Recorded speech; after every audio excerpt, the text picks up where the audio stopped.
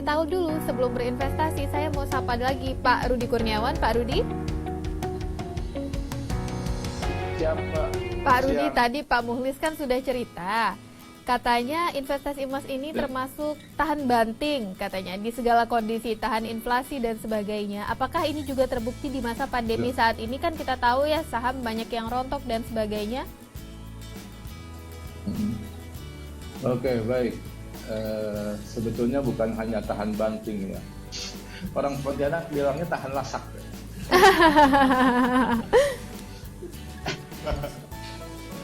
Baik, jadi betul ya, pada saat pandemi ini malah emas mendapatkan momentum untuk menjadi pilihan alternatif investasi.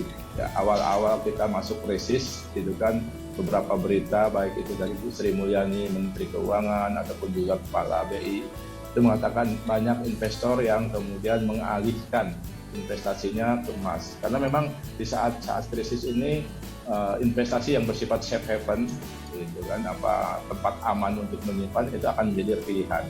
Biasanya safe haven yang terjadi itu ada dua investasi untuk safe haven itu. Yang satu adalah obligasi pemerintah, kedua adalah emas. Nah sekarang ternyata pilihan cuma satu, karena obligasi pemerintah juga mungkin masyarakat menilai ya bagaimana ke depan ini.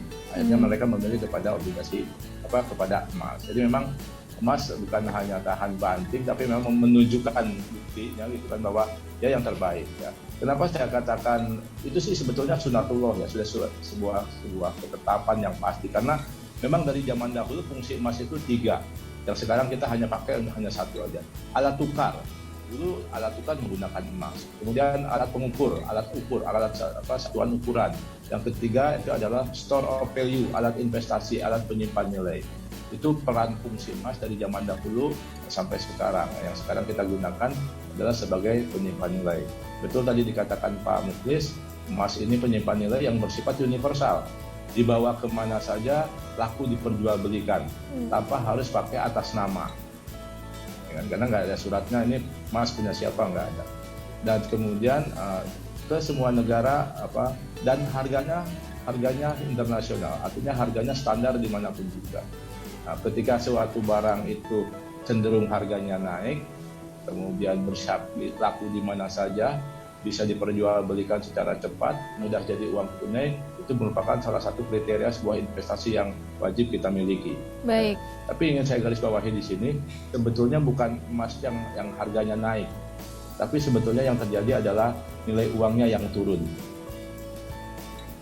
Bukan emasnya yang naik, tapi nilai uangnya yang turun, baik itu rupiah, dolar, ataupun mata uang yang lain, sebetulnya turun terhadap emas. Awalnya emas atau uang itu nilainya berhubungan, karena uang itu cerita sejarahnya merupakan representasi emas yang disimpan di pemerintah atau di bank. Akhirnya sebetulnya nilai uang dan nilai emas itu harusnya sama awalnya. Pak Rudi, tapi karena uang terus dicetak, ditambah, maka dia berkurang. Iya. Gitu. Pak Rudi, kita kan kenal banyak sekali bentuk emas yang sekarang sering disimpan oleh masyarakat ya. Kalau ingin dijadikan investasi, ini sebaiknya emas yang seperti apa sih? Apakah emas perhiasan dengan kadar tertentu, atau emas batangan, atau emas yang seperti apa ini? Emas tabungan kah? Oke, baik. Masing-masing bentuk jenis emas itu memang memiliki kadar risiko yang berbeda. Ya. Seperti emas perhiasan. Ketika kita membeli emas perhiasan, ada 4 faktor harga yang menentukan di situ. Pertama, nilai intrinsiknya atau nilai kadar emasnya sendiri. Kedua, ongkos bikin ataupun ongkos desain. Ketiga, ada pajak perhiasan, pajak pertambahan nilai karena dijual di toko perhiasan. Keempat, ada margin toko.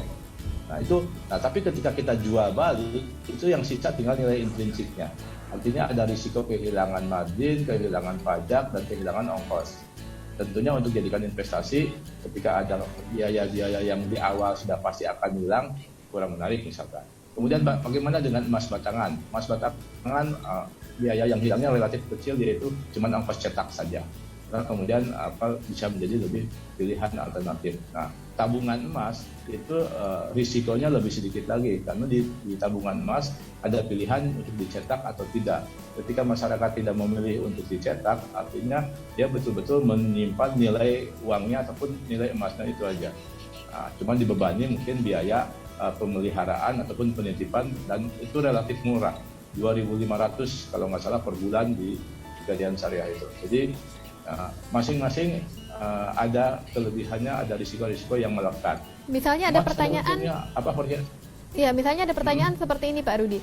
Sekarang kan kondisinya sedang pandemi, misalnya karena harga emas saat ini menarik sekali, apakah pantas ini adalah saat saya sebagai pemula untuk mulai berinvestasi emas, atau sebaiknya saya tunggu dulu?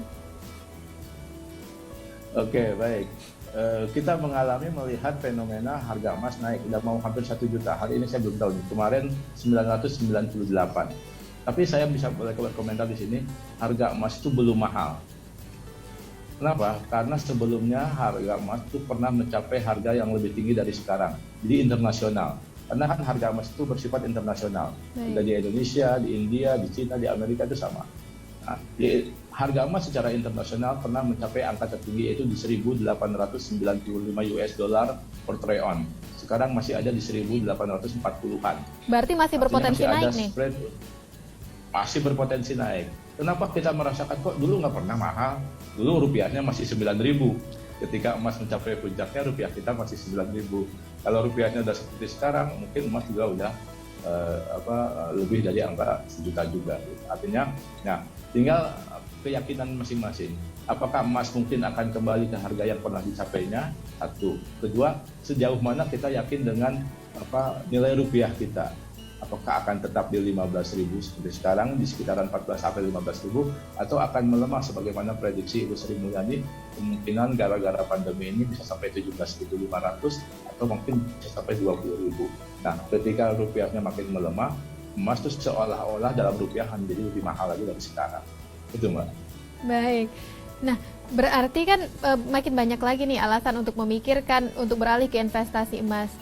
Kalau misalnya saat ini masyarakat memiliki tabungan dalam bentuk lain, misalnya dengan tujuan untuk pendidikan ataupun tujuan-tujuan lainnya, apakah tetap relevan jika mereka beralih ke investasi emas mengingat kondisi emas sedang bagus saat ini? Ya, saya sangat rekomendasikan kita mengalihkan investasi-investasi jangka panjang terutama itu ke dalam emas. Kenapa? Nanti biaya-biaya yang akan muncul, saya punya pengalaman biaya anak sekolah kuliah. Saya udah punya anak kuliah 3 orang dengan jeda kuliah yang berbeda, ya selisih umurnya 3 tahun sampai 4 tahun. Tetapi sepanjang saya memasukkan anak saya yang 4, itu kalau saya karena nyimpannya di emas, ketika setiap masuk kuliah itu rata-rata cuma diperlukan 50 sampai 80 gram emas saja. Tapi kalau pakai rupiah, gitu kan, dulu waktu yang pertama 18 juta, yang kedua 32 juta, kemarin yang terakhir 42 juta. Itu angkanya kelihatan besar, tapi begitu dihargakan emas, ternyata rata-rata di angka nggak lebih dari 80 gram. Lebih jadi, stabil nilainya kita ya? Nabungnya, lebih stabil nilainya. Gitu. Jadi paling tidak kalau tidak harus seperti saya semua disimpan dalam bentuk emas, paling tidak adalah portofolio kita itu ada unsur emasnya. Para ahli mengatakan maksimal minimal 10%, maksimal 30% kita nyimpan dalam bentuk emas untuk sekedar melindungi nilai investasi kita. Pak Rudi katanya tidak ada investasi yang tidak berisiko. Investasi emas ini risikonya apa? Betul. Pak Rudi, adakah risiko investasi emas? Katanya tidak ada investasi yang tidak berisiko. Saya sempat pernah dengar Betul. OJK juga bilang katanya kalau ada investasi yang katanya tidak ada risiko itu berarti bohong. Betul, sepakat saya. Silakan Pak Rudi. Jadi betul.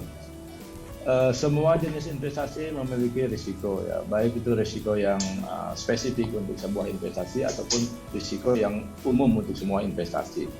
Risiko yang pertama untuk semua jenis investasi itu adalah risiko penurunan harga. Nah, mungkin aja dengan berbagai hal kondisi harga investasi kita menurun. Nah, untuk di emas, ya memang kalau kita berbicara investasi emas jangka pendek, harian atau mingguan atau bahkan mungkin bulanan, risiko naik turunnya itu akan terasa. Tapi ketika kita berinvestasi emas untuk 1 tahun lebih, data menunjukkan kondisinya malah terus meningkat harganya.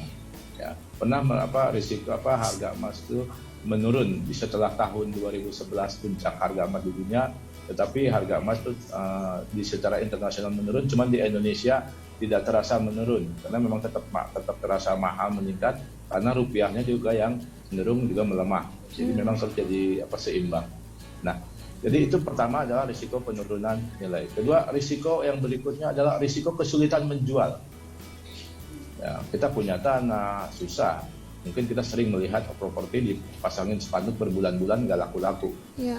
Ya, jadi memang risiko kesulitan menjual. Nah, tapi di emas itu tidak terjadi. Ya, menjual emas itu relatif mudah. Ya, pilihannya pun tidak hanya dijual, digadaikan juga bisa kalau ada pegadaian. Jadi risiko penurunan nilai, risiko kesulitan menjual itu oleh emas sudah. Cuman di investasi emas ada yang spesifik, risiko investasi emas bodong. Ya, betul. Hati-hati. Ini saya biasa dengar nih, banyak iya kan? di berita. Betul. Jadi memang banyak orang investasi emas yang berbasis catatan digital, tetapi tidak ada emasnya atau emasnya tidak mencukupi. Ya, banyak korbannya. Nah, itu sebetulnya awalnya teorinya betul. Ya.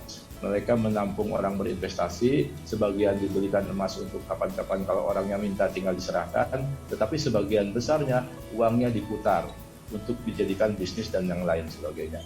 Nah, ketika bisnisnya menghasilkan return yang bagus di atas rata-rata kenaikan harga emas, untung perusahaan itu. Tetapi ketika harga emas meningkat lebih tinggi dari return yang didapat dari memutar uang itu, maka dia akan bonyok dengan sendirinya. Nah, biasanya diawali dengan teori yang tepat, jalurnya, kemudian begitu ada kondisi bergejolak harga meningkat, akhirnya mereka menjadi kolaps karena by default harga emasnya sudah terlalu tinggi dibandingkan dengan perputaran bisnis. Berarti investornya juga harus teliti untuk memilih perusahaan mana mereka akan berinvestasi emas. Betul. Ketika investasi emas kita bukan berbicara tentang uang kecil. Ya. 1 gram aja udah 1 juta misalkan sekarang. Berarti kita memang harus berhubungan dengan lembaga-lembaga yang trusted tentunya. Ya, kapan dia nyimpan emas, berpengalaman tidak nyimpan emas, siapa yang mengawasi dan lain sebagainya, itu memang harus menjadi pertimbangan. Jadi tidak sembarangan ada penawaran jual beli emas atau investasi emas, terus kita ikut gitu. Karena memang kita harus lihat dulu siapa nih yang di belakangnya. Ya, Pegadaian salah satu yang menjadi kriteria untuk dipilih karena dia BUMN, berpengalaman dalam hal emas dan memiliki penyimpanan yang di seluruh Indonesia misalkan. Baik. Kemudian yang lebih spesifik lagi untuk investasi emas, kalau kita mau main investasi emas fisik, misalkan emas batangan ataupun perhiasan, adalah risiko emas palsu. Ya, sangat kita banyak awam yang tidak paham membedakan emas palsu. Ini asli atau tidak, kadarnya bagaimana dan lain sebagainya. Maka kemudian banyak sekali kejadian timbul pemalsuan emas dan penipuan dengan emas palsu. Yang sekarang sedang tren kemarin terjadi beberapa sebulan yang lalu tentang emas palsu yang di Cina, ya, yang jumlahnya sampai sekian puluh ton. Ya. Nah, itu perdagangan antar perusahaan besar, itu tadi perusahaan besar yang demikian transaksinya luar biasa besar, tetapi dengan teknologi pemalsuan itu tetap bisa lolos. Apalagi orang awam, karena kan kalau bisnis emas antar perusahaan tentu melibatkan banyak ahli. Apa yang bisa Anda sarankan untuk pemirsa ketika ingin berinvestasi emas? Berarti sebaiknya cari aman aja dong, cari perusahaan atau yang sudah jelas track recordnya gitu. Betul. Salah satunya adalah kita harus betul-betul berhubungan dengan lembaga ataupun perusahaan atau toko yang memang trusted. Sudah terbukti dia bisa menunjukkan ataupun bertanggung jawab untuk mengurus emas yang kita titipkan misalkan. Baik. Ya, toko emas pun kita bisa katakan ada yang menjual kadarnya betul akurat, tapi banyak juga yang menjual kadarnya tidak akurat. Jadi ngeri juga ini ya. Memanfaatkan keawaman. Iya. Kita ke pertanyaan dulu yang sudah masuk, ada beberapa ini menarik sih soalnya ini dari tadi pertanyaannya saya tunggu, soalnya ini relevan sekali mumpung ada pakarnya di sini Pak Rudi. Siap. Pak Rudi, ada pertanyaan nih Pak. Siap. Terkait dengan produk dari Pegadaian tadi kan, yang tabungan emas dengan cara cicilan juga bisa katanya. Ada pertanyaan di laman Facebook kami dari Agus Herianto. Assalamualaikum Pak, beli emas kalau pakai cicilan kita tetap untung kah? Untung mana, nyicil atau langsung tunai? Oke, baik. Ya, jadi saya biasa suka menyampaikan ada 2 metode investasi emas yang bisa dilakukan ya untuk kita yang nilai investasinya nggak terlalu banyak. Yang pertama itu adalah sistem gradual buying, membeli emas secara sedikit-sedikit, tapi sedikit-sedikit beli emas. Asik. Beli emas sedikit. Ya, nah itu di Pegadaian diaplikasikan dengan produk namanya tabungan emas. Jadi berapapun juga kita bisa beli emas. Nah, hebatnya karena memang sudah berbasis ada fisiknya dan hanya pencatatannya saja, maka Pegadaian bisa melakukan penjualan sampai 0,01 gram. Sekarang kurang lebih harganya di 9 ribuan atau sampai 10 ribu barangkali. Jadi beli emas, sebetulnya beli emas kemudian dititipkan ke Pegadaian, setor bawa uang, pulangnya bawa buku tabungan dengan catatan gram. Nah, itu apa untungnya? Untungnya adalah kita merdeka untuk menabung. Kapan saja, berapa saja bisa kita lakukan. Apalagi untuk anak muda bisa juga dilakukan lewat aplikasi yang di gadgetnya masing-masing. Itu kelebihannya. Kemudian ada lagi beli emas dengan cara mengangsur. Cukup bayar DP-nya tadi disebutkan. DP-nya biasa itu 15-20%. Selebihnya kita angsur. Nah, di situ ada kelebihan apa? Ada kekurangannya. Kekurangannya apa ya? Kita harus disiplin. Tiap bulan harus bayar. Nah, karena memang kita udah sepakat. Kelebihannya apa? Harga emasnya dipatok di harga sekarang. Jadi begitu di tengah jalan kita sudah bayar DP, harga emas 2 bulan berikutnya naik, cicilan kita tetap di awal sesuai di kesepakatan di awal. Tidak boleh berubah. Cicilan kita nggak nambah lagi ya Pak, walaupun nanti harga emas naik di tengah jalan sebelum cicilan kita habis. Nah, iya, cicilan kita tetap segitu. Makanya ini metode ini disebut dengan metode membeli masa depan dengan harga sekarang. Asik banget istilahnya. Nah, kemudian tentunya ketika kita membeli dengan angsuran ada yang namanya biaya gade. Kalau di Pegadaian itu bukan bunga ya, karena sebetulnya transaksi cicilan emas itu beli emas di anak perusahaan Pegadaian, kemudian digadekan ke Pegadaian, kemudian kita ngangsur gadeannya. Muncullah biaya gade yang didefinisikan sebagai biaya penitipan dan pemeliharaan barang. Nah, biaya gadenya kurang lebih di angka 1, sekian persen, 1,2-1,1% per bulan. Apakah menguntungkan kita beli emas dengan cicil? Tergantung harga emasnya. Kalau harga emasnya kira-kira setahun ke depan tidak naik atau tetap saja, tentu kita kena kos biaya gadenya tadi, biaya cicilnya. Tapi kalau misalkan biaya gade itu 1 tahun itu kurang lebih di 13 sekian persen dan harga emas naiknya 20%, tentunya kita masih untung. Ya, sebagai informasi, 1 semester aja dari Januari sampai dengan Juni, harga emas di Indonesia meningkat 15%. 15-16%. Waduh, menggiurkan ya. Baik. Kalau kita sudah beli emas di awal, kita udah pasti cuan. Kita ke pertanyaan berikutnya, Pak Rudi. Ini sepertinya pas dijawab oleh Anda, Pak. Dari Togardo Amanta, ini pertanyaannya ada 2. Menurut saya sih dua-duanya menarik. Pertanyaan pertama, sekarang kan musim emas yang macam-macam modelnya, tapi kadarnya rendah. Boleh tidak itu untuk investasi, Pak? Pertanyaan kedua, kalau saya punya emas dalam bentuk perhiasan sekitar 50 gram, mengingat harga emas lagi bagus, apa sebaiknya saya jual perhiasan saya lalu belikan investasi emas di Pegadaian, Pak? Mohon pencerahan. Oke, baik. Yang pertama tentang harga emas, ya Mbak. Ya. Emas yang kadarnya rendah. Emas yang kadarnya rendah. Baik. Ada kecenderungan di masyarakat, di pasaran maksud saya, bahwa kadar emas sekarang, kadar emas perhiasan saya maksud, itu makin kesini kadarnya makin rendah. Kenapa? Karena kalau misalkan dibikin perhiasan, emas itu pasti kadarnya tidak akan 100% atau tidak akan 24 karat. Pasti akan ditambah dicampur dengan logam lain untuk memperkeras teksturnya dan memberikan warna sesuai dengan kebutuhan desain.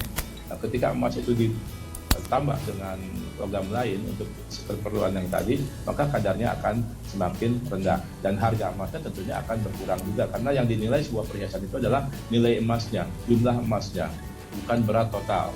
Nah, kemudian harga emas perhiasan itu makin rendah kadarnya akan makin murah, seperti itu. Nah, ada kecenderungan di Indonesia sekarang karena daya beli masyarakat yang semakin kecil, maka kemudian kualitas perhiasan itu kadarnya makin rendah. Waktu zaman saya masih muda dulu, jarang ketemu kadar emas yang 18 karat. Emas di Pontianak itu di angka 20, 22, sampai 23 itu biasa. Tetapi sekarang di pasaran, karena emasnya makin mahal, ya ibu-ibu kan pengen beli emas yang harga 300.000, bisa jadi anting-anting misalkan.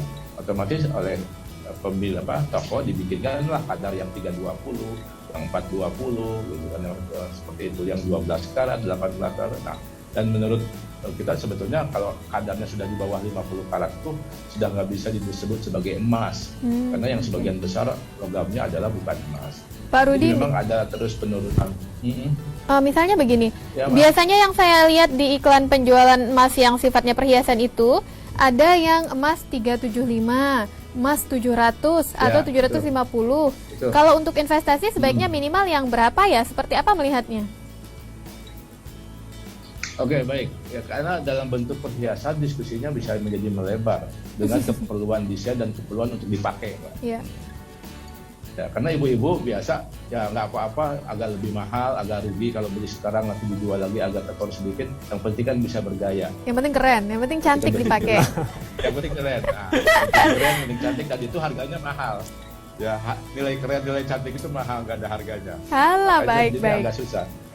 Tapi kalau memang murni untuk keperluan investasi, tentunya kita menghindari emas, perhiasan. Karena tadi saya katakan perhiasan itu ada ongkos desain, ada ongkos bikinnya, ada pajaknya, ada margin tokonya. Itu yang risiko investasi. Kalau untuk investasi tentu nggak jadi pilihan. Tapi kalau misalkan, Pak, saya mau dipakai, tapi karena dipakai juga salah satu untuk menutupi risiko penyimpanan. Karena kalau dipakai ternyata kan kita jagai 24 jam. Betul. Misalkan. Nah, itu ya diskusinya jadi berbeda lagi. Pak Rudi, kita mau jawab pertanyaan yang tadi sudah masuk ya, Pak? Oke, baik, Mbak. Nah, kalau punya perhiasan emas 50 gram katanya, sebaiknya diapakan saat ini? Jual semua, terus investasi emas di Pegadaian, apa gimana? Apa separuh-separuh, gimana baiknya katanya? Baik, jadi kalau investasi dalam bentuk emas, kalau saya lebih baik dipindahkan, dialihkan kepada dalam bentuk emas logam mulia, batangan. Kenapa? Karena kalau dalam bentuk perhiasan, kadang-kadang di Indonesia itu ada sebuah hal yang aneh. Gitu. Beli emas di toko A, dijual ke toko B itu nggak diterima. Iya, benar. Itu saya pernah dengar. Itu kenapa kira-kira ya? Nah, itu kan karena memang masing-masing toko tidak meyakini emas yang dijual toko sebelah itu kadarnya sesuai dengan yang tertera di surat. Mereka curiga. Karena di Indonesia sampai sekarang tidak ada lembaga yang mengakreditasi emas perhiasan. Suka-suka toko, suka-suka pabrikan, bikin kadar emasnya, jual suka-suka. Dan nggak ada yang protes. Tapi akhirnya antar toko menjadi tidak saling percaya dengan emas yang dibawa oleh toko lain. Berbeda dengan emas batangan. Misalkan Antam punya LBM, ada sertifikasi LBMA-nya, UBS ada sertifikasi SNI-nya, lalu di 24 ada sertifikasi SNI dan akreditasi nasionalnya dan sebagainya. Sehingga ketika dipindahkan antar daerah, antar toko, mereka tidak akan ragu-ragu untuk menerima.